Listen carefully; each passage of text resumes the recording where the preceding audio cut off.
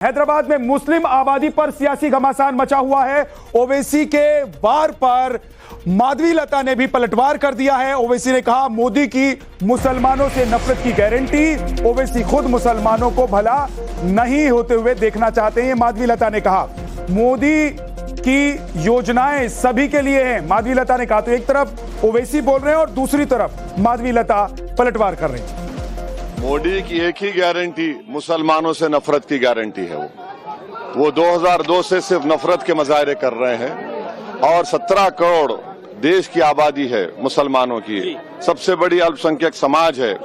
वो देश के 140 करोड़ जनता के प्रधानमंत्री हैं, सिर्फ मुसलमानों के नहीं है क्या? उनको इस तरह से रुसवा करना, उस तरह से उनसे नफरत करना, और अगर कल कुछ देश में दंगा हो जाए तो जिम्मेदारी नरेंद्र मोदी की होगी। जब असदुद्दीन खुद के कौम को बर्बादी के ऊपर लेके जाते हुए ये एक बार भी नहीं सोचे कि प्रधानमंत्री जी जो इतनी योजनाएं लेके आए हैं, बताइए कौन से योजना पर हिंदू मुसलमान लिखा हुआ है? बताइए। 2 टर्म से प्रधानमंत्री सबको साथ लेके निकल रहे हैं।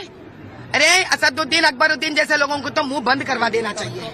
और हैदराबाद से एक और बड़ी खबर आपको बता देते हैं। अब से थोड़ी देर में माधवी लता नामांकन भरेंगी।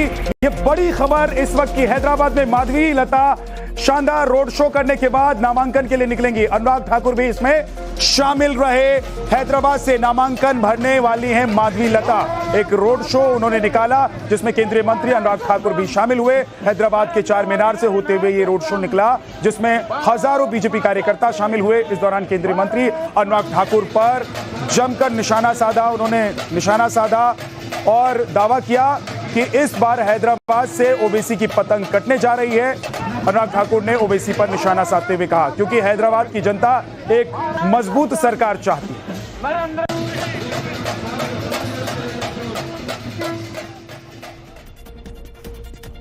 और नामांकन से पहले माधवी लता ने माता भाग्यलक्ष्मी से जीत का आशीर्वाद भी लिया। उन्होंने मंदिर में पूजा अर्चना की। इस दौरान माधवी शंख बजाती हुई भी नजर आई।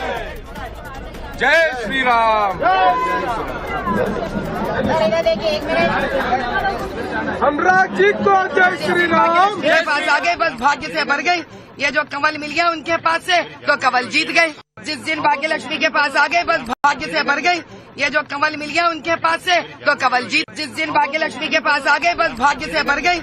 ये जो कंवल मिल गया उनके पास से तो कंवल जीत गए।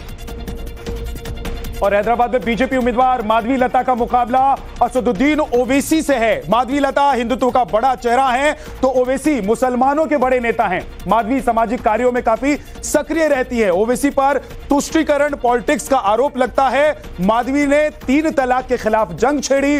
ओवैसी ने 3 तलाक कानून का विरोध किया। माधवी ने सीए का समर्थन किया तो ओवैसी सीए का विरोध करते हुए बड़ा चेहरा बनकर हैदराबाद से सामने आए।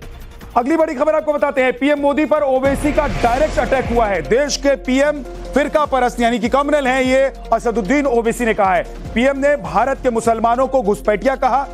मोदी राज में मुसलमानों पर सबसे अधिक हमले हुए। इस पर इल्जाम लगाना कि फिरका परस्त गलत है। हाँ, देश का प्रधानमंत्री फिरका परस्त है। देश का प्रधानमंत्री फिरका परस्त है। देश का प्रधानमंत्री कम्युनल है। और जब से ये प्रधानमंत्री बने हैं, मुल्क में सबसे ज्यादा अगर हमले किए गए गाय के गोश्त के नाम पर तो मुसलमानों और अल्पसंख्यक समाज पर किए गए। बुलडोजर के जरिए घर तोड़ा गया, किसके घर ज्यादा तोड़े गए? अल्पसंख्यक समाज मुसलमानों के घर तोड़े गए। और इस वक्त एक और बड़ी खबर अमेठी से है। स्मृति ईरानी का कांग्रेस पर हमला हुआ है। राहुल गांधी को कुछ पता नहीं है, स्मृति ईरानी ने कहा है। जगदीशपुर के लोग जीजा जी से सावधान रहें। कांग्रेस ने कहा अमेठी में रोजगार देने वाली फैक्ट्रियां बंद है। राहुल गांधी को कुछ आए या ना आए, उनके जीजा जी के मुख से मैंने जगदीशपुर का नाम जरूर सुन लिया है। इसलिए जगदीशपुर की जनता तो सावधान हो जाए। अगर जीजा जी को जगदीशपुर सुरेश ध्यान में आ गया है, इसका मतलब एक एक गांव, एक एक घर, एक एक व्यक्ति अपना खेत का कागज छुपा ले। स्मृति ईरानी जी, हमने तो बहुत मेहनत से राजीव जी, सोनिया जी, राहुल जी ने अमेठी को सजाया था, रोजगार दिए थे। आप ऐसी सांसद निकली जिसके समय में जो यहाँ रोजगार देने वाले फैक्ट्रियां थी बंद हो गई।